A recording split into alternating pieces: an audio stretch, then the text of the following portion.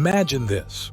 You're driving through the scorching Mojave Desert in Arizona, 5 miles northeast of Davis Dam, when you spot something glinting in the distance.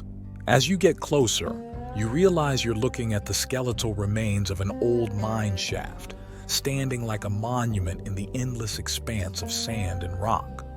But here's the question that will haunt you, and the question we're going to answer today. What happened to the hundreds of people who once called this desolate place home?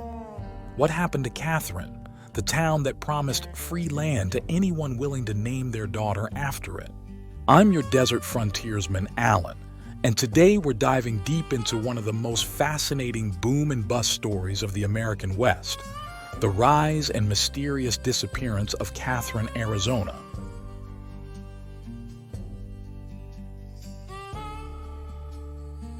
Welcome to Southwest Desert, where adventure meets the arid beauty of the American Southwest.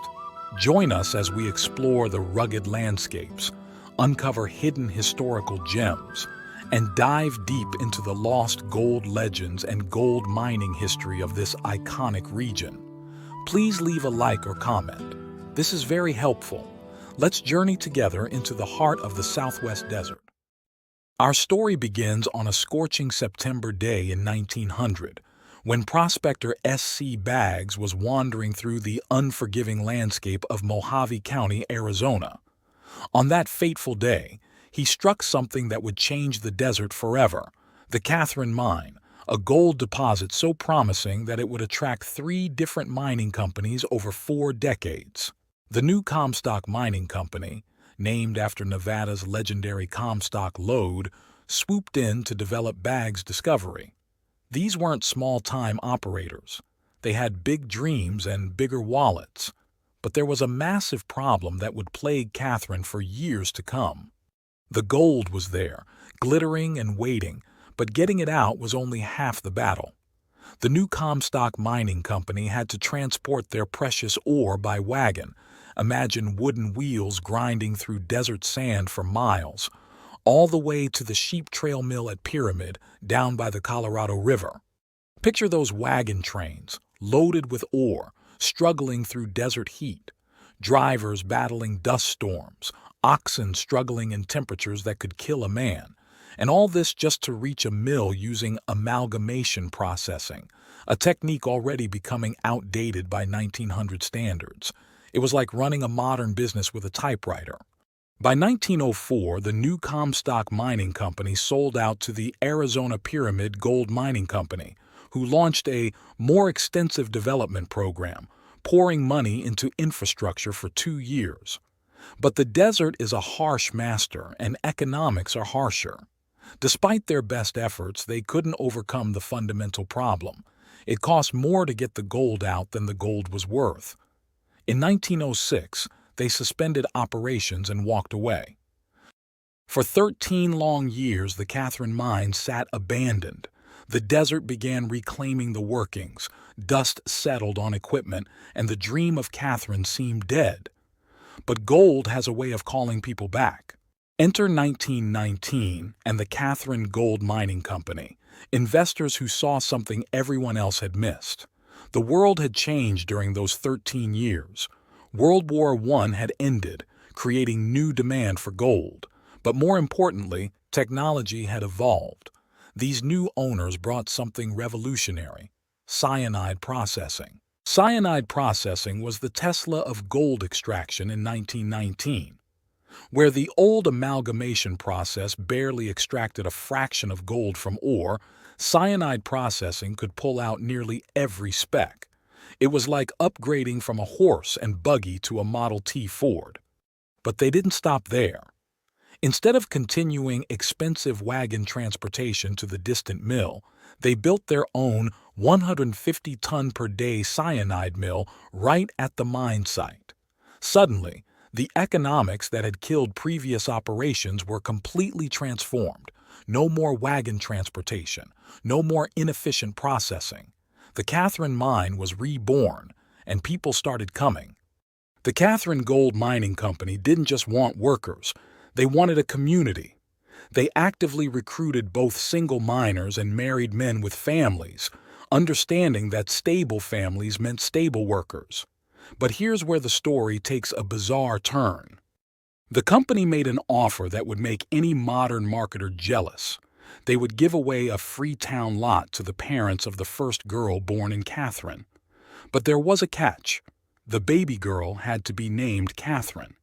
Think about that. Imagine being a young couple struggling to make ends meet and hearing this offer. A free piece of land, a chance to build a home, a future for your family, all for naming your daughter after the town. It's brilliant marketing, community building, and social engineering rolled into one irresistible package. And it worked. By the 1920s, Katherine was booming.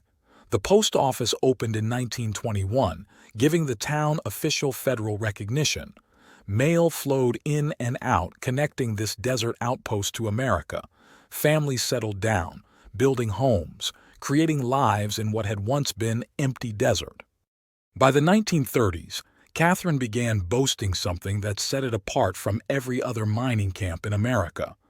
They claimed to be one of the most comfortable camps in the country, and they had infrastructure to back up that bold statement. At Katherine's heart stood a massive boarding house, so efficiently organized that it could feed the entire working crew, hundreds of miners, in just 30 minutes. 30 minutes. This wasn't just impressive logistics. It was testament to how sophisticated Katherine had become. The town had evolved far beyond a rough mining camp. There were proper town lots, families raising children, postal service connecting them to the world, and quality of life that attracted workers from across the country. Katherine had achieved something rare in Western mining. It had become a real community. But even as Katherine reached its peak, forces that would destroy it were gathering. The first warning came in 1929, just months before the Great Depression. On June 5, 1929, the United States Postal Service quietly discontinued service to Katherine. When a town loses its post office, it's not just about mail delivery. It's a signal that the federal government no longer considers the community viable. It's a death certificate written in bureaucratic language. Something was happening to Katherine that would erase it from the map as completely as if it had never existed. The details of Katherine's final years remain shrouded in mystery. Did the ore run out? Did changing economic conditions make operations unprofitable? Did the Great Depression crush the community along with millions of other American dreams? We may never know the complete story, but we know the result. Today, if you drive to that spot 5 miles northeast of Davis Dam, you'll find something both haunting and remarkable. The mine itself is still visible, a testament to the engineering and ambition of those who built it.